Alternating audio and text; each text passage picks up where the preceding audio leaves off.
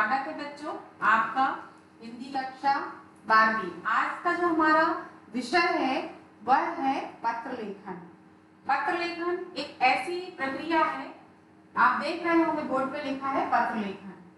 पत्र लेखन जो आज हम पढ़ते हैं, विभिन्न प्रकार के पत्र लेखन पढ़ते हैं, लेकिन जो पत्र लेखन की परंपरा रही है वो हमेशा से ही रही है, सदैव से रही है। पहले जो पत्र लेखन है, जो पत्राचार होते थे, जो पत्र भेजे जाते थे, तो वो कैसे भेजे जाते थे? भोजपत्र पे, है ना, ताम्रपत्र पे। तो जो पत्र का मतलब क्या था? पत्र लेखन यानी हम जब जो हमारे विचार हैं, जो हमारे घर परिवार की स्थितियां हैं, या जो शासकीय कोई चीजें हमें भेजना है, तो वो हमारा माध्यम क्या होता था? केवल पत्र होता था। इसलिए पत्र क्या हो जाते थे? लिखे जाते थे। पत्र लेखन यानी पत्रों को लिखना। तो पत्रों को लिखने की परंपरा जो है आज के कंप्यूटर युग में, और जो इतनी ज्यादा जो इसका विस्तार हो चुका है कि विभिन्न प्रकार से इंटरनेट के माध्यम से आजकल हम बहुत प्रकार सामने से बातचीत कर सकते हैं, है ना। तो ये इसका विस्तार हुआ, लेकिन जो पत्र लिखने की परंपरा है वह आज भी कैसी है? आज भी परंपरा पत्र लिखने की है। तो इसमें सबसे पहले यदि आज का जो हमारा विषय यदि हम उसको देखें तो यह है पत्र लेखन। तो पत्र लेखन कितने प्रकार का होता है? पत्र लेखन कितने प्रकार का होता है? पत्र लेखन 2 प्रकार का होता है। कितने प्रकार का होता है? 2 प्रकार के होते हैं। कौन कौन से पत्र लेखन होते हैं? तो पहला आता है औपचारिक पत्र लेखन। कौन कौन सा है? पहला है औपचारिक पत्र। अब ये औपचारिक पत्र क्या होते हैं? तो औपचारिक पत्र वह पत्र होते हैं जिनके माध्यम से हम किसी शासकीय, सरकारी, विभिन्न प्रकार के पत्रों के माध्यम से हम अपनी जो समस्याएं हैं उनका समाधान करते हैं। इसलिए औपचारिक पत्र वह पत्र कहलाते हैं जब हम अपनी समस्याओं को लिखित रूप में किसी आवेदन के रूप में देते हैं और वह हमारी समस्याएं क्या हो जाती है? हल हो जाती हैं। उनको हम औपचारिक पत्र कहते हैं। दूसरी बात, औपचारिक पत्र का मतलब होता है जिसमें औपचारिकताएं पूरी की जाती हैं, विधि विधान से जो लिखे जाते हैं। क्यों? क्योंकि वो शासन प्रशासन के पत्र होते हैं, इसलिए उनको कौन सा पत्र कहा जाता है? औपचारिक पत्र कहा जाता है। औपचारिक पत्र लिखते समय हमें इस बात का जरूर ध्यान रखना चाहिए कि हम किस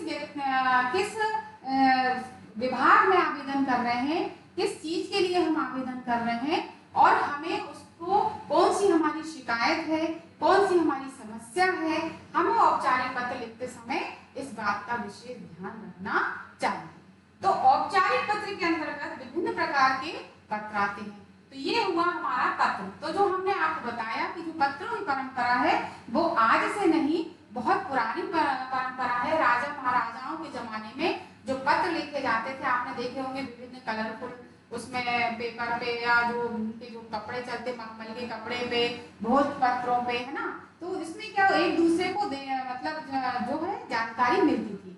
अब वो सब चीजें क्या हो गई हैं? बदल चुकी हैं। अब जब यदि बदल गई हैं तो वो किस रूप में आ गई है? औपचारिक पत्र। जो औपचारिक पत्र होते हैं वो किस रूप में आ गए हैं? भाई यदि औपचारिकता का मतलब होता है कि हमें उसमें पूरी औपचारिकता निभानी पड़ेगी, कौन को दे रहे हैं, किसको दे रहे हैं, इसलिए हमें उसमें स्टेप बाय स्टेप उस चीज को क्या करना होगा? बदलना होगा। तो ये हमारा था औपचारिक पत्र। चलिए आइए हम पढ़ते हैं। इसके बाद हमारा दूसरा है अनौपचारिक पत्र। औपचारिक पत्र इसका पहला प्रकार है और अनौपचारिक पत्र इसका दूसरा प्रकार है। तो ये दूसरा जो प्रकार है अनौपचारिक पत्र। अनौपचारिक पत्र के अंतर्गत मैं भी आपको पढ़ाऊंगी। ये पहला हमने इसका प्रकार पढ़ा औपचारिक, और दूसरा पढ़ा हमने अनौपचारिक पत्र। औपचारिक पत्र के अंतर्गत जैसा अभी आप यहाँ आपको समझा रहे थे कि जिसमें औपचारिकताएं क्या की जाती हैं? पूर्ण की जाती हैं। जिसमें औपचारिकताएं पूर्ण की जाती हैं वह औपचारिक पत्र कहलाते हैं। जिसमें औपचारिकताएं, परिभाषा समझिए ध्यान से, जिनमें औपचारिकताएं पूरी की जाती हैं उनको हम औपचारिक पत्र कहते हैं। अब इन औपचारिक पत्रों के अंतर्गत कौन कौन से पत्र आते हैं? तो सबसे पहला आता है प्रार्थना पत्र। कौन सा पत्र आता है? प्रार्थना पत्र।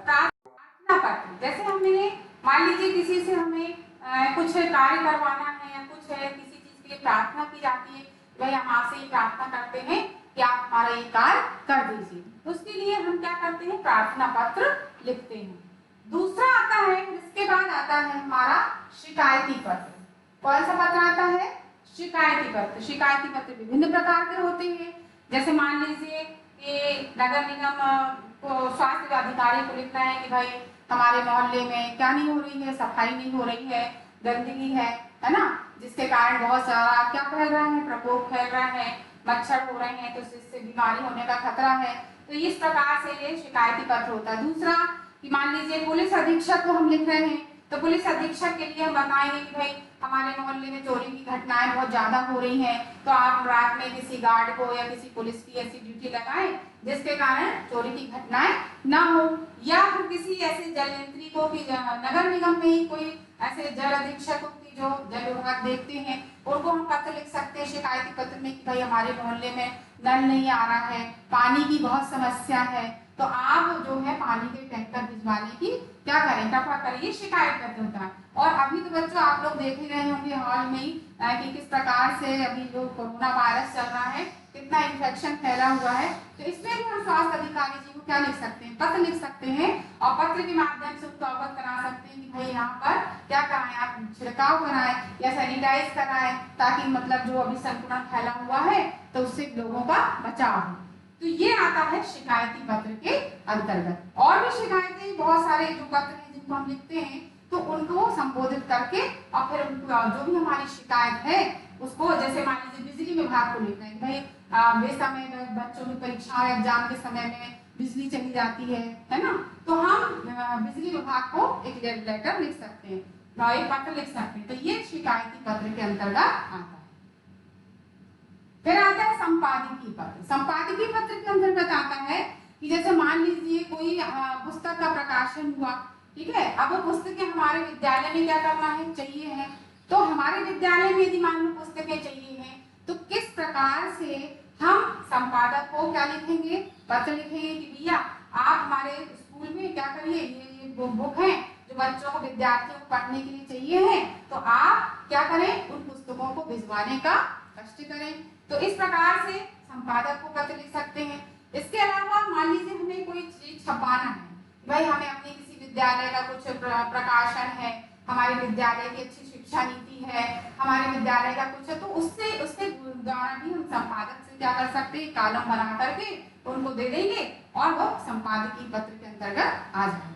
तो ये कौन सा पत्र कहलाता है, संपादकीय पत्र। और भी विभिन्न प्रकार की जो चीजें हैं, मान लीजिए कोई बुक का कोई अच्छा कॉलम छपवाना है, कोई अच्छी नीति नैतिक शिक्षा की बुक है, या कोई शिक्षा का अच्छा मैटर है हमें निकलवाना है, तो उसके लिए हम किस चीज से करेंगे, संपादकीय पत्र के अंतर्गत आएगा। यानी हमें किसको पत्र लिखना पड़ेगा, संपादक को पत्र लिखना पड़ेगा। तो इस प्रकार से ये संपादकीय पत्र के अंतर्गत आएंगे। तो बच्चों अभी हमने आपको कौन क्या क्या समझाया, पहले तो हमने आपको ये बताया कि पत्र क्या है, पत्र जिसमें हम अपने भावों को सामने वाले भावों मतलब सामने व्यक्ति को पहुंचाते हैं, अपनी लिखित लेखनी के माध्यम से वह पत्र कहलाता है। अपने भावों को लेखनी के द्वारा प्रकट करके जब हम किसी के द्वारा पहुंचाया जाता है वह पत्र कहलाता है। पत्र किस प्रकार के होते हैं, जैसे कि हमने और उसके पहले भी हमने आपको बताया कि पत्र लिखने की परंपरा बहुत पुरानी है, और आज जो हम पढ़ रहे हैं वह पत्र लेखन ही पढ़ रहे हैं। तो पत्र इसमें हमने पढ़े दो प्रकार के, एक पढ़ा हमने औपचारिक पत्र, दूसरा पढ़ा हमने अनौपचारिक पत्र। तो औपचारिक पत्र के अंतर्गत हमने सबसे पहले पढ़ा प्रार्थना पत्र, दूसरा पढ़ा हमने शिकायती पत्र, तीसरा पढ़ा हमने संपादकीय पत्र। ये हमारे कितने हो गए, तीन प्रकार के पत्र लेखन हो गए। इसके बाद आता है पत्र लेखन हमेशा से ही रहा है और रहेगा। हम ये नहीं कह सकते कि आज पत्रों की जो महत्ता है वो समाप्त हो गई, आज भी पत्रों की उतनी ही महत्ता है जितनी की पहले थी। औपचारिक पत्र में चौथा जो पत्र है वह है आवेदन पत्र। कौन सा पत्र आता है, आवेदन पत्र। आवेदन पत्र का अर्थ होता है कि जैसे मान लीजिए हमने किसी सरकारी सर्विस के लिए हमने कोई आवेदन करना है, कहीं हमें कोई नौकरी के लिए कुछ आवेदन देना है, या हमको फिर कोई ऐसा आवेदन करना है, हम अपने प्राचार्य महोदय से कोई आवेदन कर रहे हैं, या हम अपने जो हमारी अधिकारी आपको बता रही थी कि आवेदन पत्र यानी हम किसी भी अधिकारी अधिकारी को यदि हमें कोई आवेदन देना है तो वह कहलाता है आवेदन पत्र। अब इसके बाद आता है व्यावसायिक पत्र। व्यावसायिक पत्र के अंतर्गत बहुत प्रकार की चीजें आ सकती हैं। व्यावसायिक पत्र मान लो पुस्तक मंगवाना है या किसी प्रकार का हमको किसी जो संपादक उससे कुछ बुक मंगवाना है, उसमें या पुस्तकों का कुछ हमें लेन देन करना है या बाहर भेजना है या कोई हम ऐसा व्यवसाय कर रहे हैं तो वह कहलाता है व्यावसायिक पत्र। व्यावसायिक पत्र में बहुत सारे प्रकार के आ सकते हैं जो जिसके लिए हम संपादक को संपर्क कर सकते हैं। फिर आता है शासकीय सरकारी पत्र। शासकीय सरकारी पत्र में बहुत सारे पत्र आते हैं, जैसे कि एक विभाग दूसरे विभाग को कुछ मान लीजिए भेजना है, कुछ ऐसे नियम है, कुछ ऐसे जो जानकारियां हैं जो सरकारी रहती हैं, तो हम उनको किस प्रकार से मतलब जो पत्र हैं उनका आवेदन कर सकते हैं। तो उसमें हमको फिर पूरा क्या करना पड़ेगा, उसकी पूरी औपचारिकता करनी पड़ेगी कि भाई आपके यहाँ पे इस प्रकार से है, हमें ये जानकारी चाहिए है ना। या एक विभाग जब दूसरे विभाग को जो भेजता है वह हम कहलाते हैं, उसको कहते हैं शासकीय या सरकारी पत्र के अंतर्गत आता है। तो शासकीय सरकारी पत्र में हमने क्या बताया कि जब हम शासन एक विभाग दूसरे विभाग को जब किसी प्रकार की कोई जानकारी या किसी प्रकार का कुछ मान लीजिए उसको कोई सूचना या कुछ चाहिए होता है या आपस में जो उनका पत्र लेकर व्यवहार होता है वह शासकीय सरकारी पत्र के अंतर्गत आता है। जो हम सरकार को या शासन को जो पत्र लिखते हैं वह शासकीय सरकारी पत्र के अंतर्गत आता है। फिर इसके बाद है अर्धशासकीय पत्र। अर्धशासकीय पत्र के अंतर्गत आता है कि मान लीजिए कोई सूचना है और उसको फिर से कोई पूर्व सूचना है और हमें उसकी कोई जानकारी कुछ देना है या शासन को उनको अपने आपस में कुछ करना, तो वो पूर्व सूचना के अंतर्गत जो है अर्धशासकीय पत्र के अंतर्गत आता है। इसके बाद है कार्यालयीन आदेश। कार्यालयीन आदेश का मतलब होता है कि जैसे मान लीजिए कोई कार्यालय में कोई आदेश है, उसकी यदि कोई जानकारी है उससे संबंधित यदि कुछ करना है या देना है, संबंधित जानकारी लेना है, या कार्यालय से कार्यालय में जो आदेश वगैरह भेजे जाते हैं उसकी क्या प्रक्रिया रहती है, उसमें किस प्रकार की औपचारिकताएं होती हैं, वह कार्यालयीन आदेश के अंतर्गत आता है। इस प्रकार से जो कार्यालयीन आदेश है वह क्या है कि जैसे मान लो एक कार्यालय से दूसरे कार्यालय भेजना है या जानकारी मंगवाना है या देना है, उसमें जो औपचारिकताएं पूरी की जाती है वह कार्यालयीन आदेश के अंतर्गत आती है। इसके बाद है तो कार्यालयीन आदेश का मैंने आपको बताया। फिर है तार भेजते हैं, है ना, टेलीग्राम करते हैं, तो इस प्रकार के भी जो पत्र होते हैं वह भी क्या होते हैं औपचारिक पत्र, क्योंकि उनमें भी क्या की जाती है औपचारिकताएं पूरी की जाती हैं। तो इस प्रकार से जो औपचारिकताएं जिन पत्रों में अंतर्गत पूरी की जाती हैं उनको हम औपचारिक पत्र कहते हैं। फिर इसके बाद आता है अधिसूचना परिपत्र। क्या आता है? अधिसूचना परिपत्र। अधिसूचना परिपत्र के अंतर्गत आता है कि किस प्रकार से हम सूचनाओं को दे रहे हैं, किस प्रकार से मतलब इनमें भी क्या होती है औपचारिकताएं पूरी की जाती है। तो ये भी सब जो है सरकारी या शासन के अंतर्गत जो पत्र अभी मैंने समझाए ये सारे इसके अंतर्गत आते हैं। इसलिए ये जो पत्र है इत्यादि जितनी भी है ये जो भी हमने अभी आपको समझाया वह क्या था औपचारिक पत्र। औपचारिक पत्र यानी जिनमें औपचारिकताएं पूरी की जाती हैं। तो मैंने आज आपको 10 प्रकार के औपचारिक पत्र बताए। कौन कौन से बताए हैं? औपचारिक पत्र में प्रार्थना पत्र, शिकायती पत्र, संपादकीय पत्र, आवेदन पत्र, व्यावसायिक पत्र, शासकीय पत्र, अर्धशासकीय पत्र, कार्यालयीन आदेश का अधिसूचना प्रपत्र इत्यादि। अब इसके बाद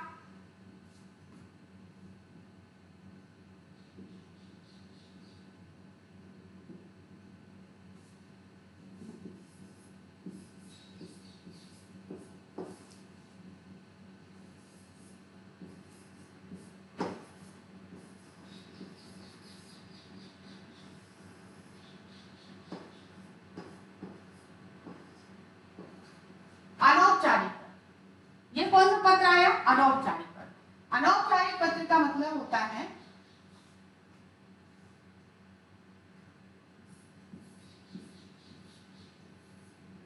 वे पत्र जिनमें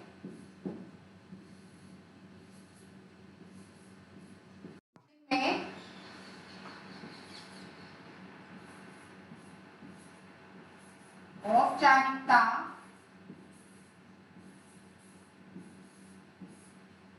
औपचारिकता नहीं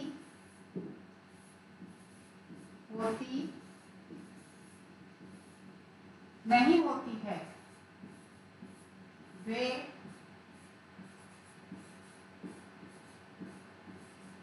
अनौपचारिक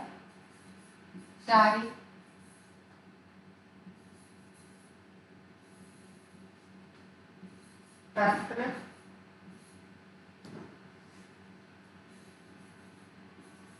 कहलाते हैं। अनौपचारिक पत्र वे पत्र जिनमें औपचारिकता नहीं होती, वे अनौपचारिक पत्र कहलाते। तो ये हमारा था अनौपचारिक पत्र। इसमें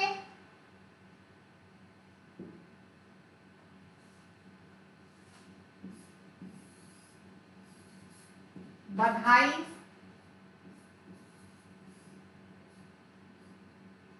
पत्र, दूसरा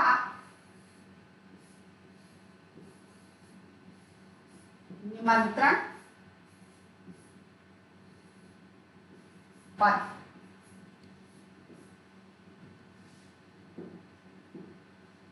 इस प्रकार इसमें एक पत्र ये और एक पत्र ये।